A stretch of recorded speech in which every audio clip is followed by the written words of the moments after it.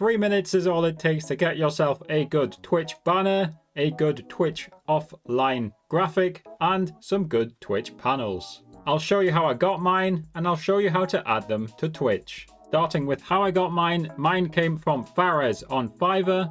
Code Harry, all caps, will give you 10% off Fiverr, and you can use my affiliate link in the description to access Fares's page and the general Twitch banner page as well. If you want to make yourself some free graphics, then GIMP is a fantastic free image editing software. If you need to learn how to use GIMP, then ChatGPT is fantastic. I'll link both of them in the description. Here's an example of me asking how to draw a circle. Regardless of how you've obtained your graphics, here's how to add them. We'll start with the offline page you're seeing, as well as the banner which you're seeing here. Click on your profile picture in the top right and click on Creator Dashboard. Then I'm heading to Settings on the left and into Channel. And finally, we're clicking on Brand. We're then scrolling down this page, and it is the profile banner and the video player banner that we want to change. And just to share the dimensions that mine are, so here's my banner, which is 1200 by 480.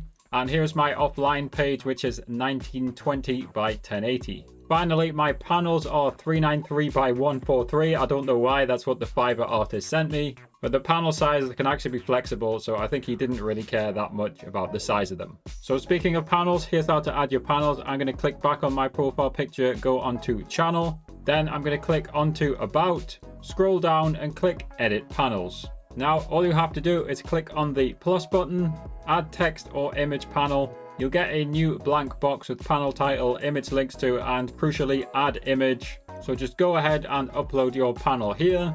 Once uploaded, the only other thing you need is to add in an image link. Alternatively, if it's something like your About panel, you can see I just added in some text explaining a little bit about me. Whenever you're done, scroll back up, untick Edit Panels, and any changes you've made will now be showing. After subscribing, watch this video to create and add emotes to your Twitch channel.